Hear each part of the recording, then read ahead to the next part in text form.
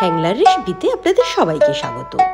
দুর্গাপুজো, কালী পুজো, ভাইফোঁটা প্রচুর তো খাওয়া দাওয়া হলো, এবার শরীরটাকেও তো রাখতে হবে। তার জন্যেই খুব সহজ একটা চায়ের রেসিপির কথা বলবো, গরম এবং ঠান্ডা দুটোই।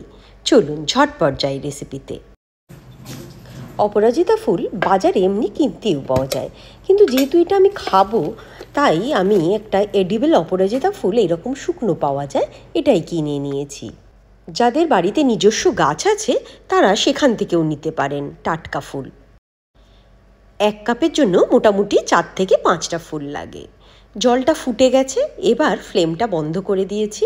এর মধ্যে আমি 2 কাপের জন্য 10টা ফুল দিয়ে দিয়েছি, দিয়ে এটা ঢেকে রেখে দেব 4 থেকে 5 মিনিটের জন্য।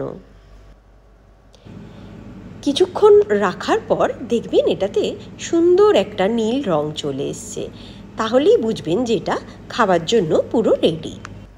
আয়ুর্বেদের মতে এর উপকারিতা কিন্তু প্রচুর।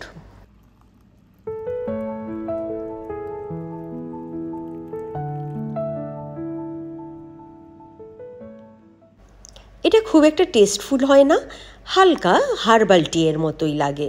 আপনি এমনিও খেতে পারেন, কিন্তু এটার টেস্ট বাড়ানোর জন্য এটার মধ্যে আমি লেবু দিয়ে দিই, খুবই ভালো লাগে খেতে।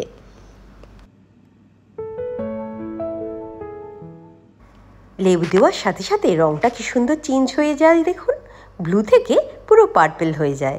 কি ভালো লাগে দেখতে না?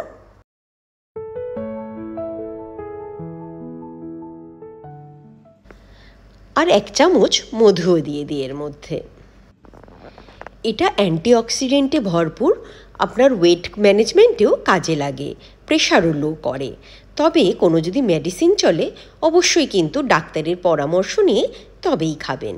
এবার গরম গরম চা এনজয় করুন।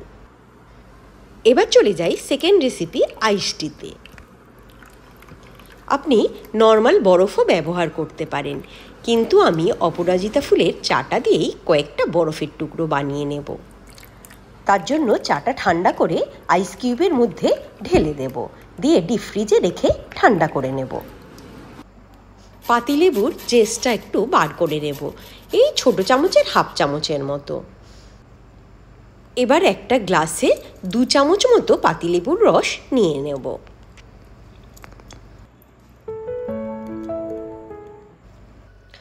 দু চামচ চিনিও দিয়ে দেবো এর মধ্যে। আপনি কিন্তু চিনিটা স্কিপ করে মধুও দিতে পারেন, দিয়ে এটা গুলিয়ে নেব। এর মধ্যেই দিয়ে দেব একটুখানি কালো নুন, দিয়ে গুলিয়ে নেব।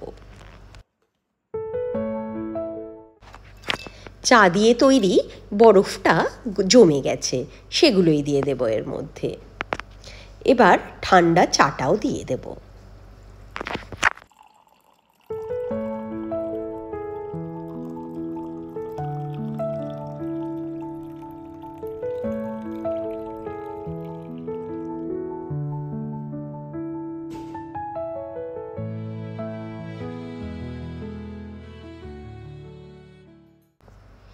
এবার এর মধ্যে দিয়ে দেব 1/2 চামচ লেবুর জেস্টটা, যেটা আমি আগেই ঘষে রেখেছিলাম।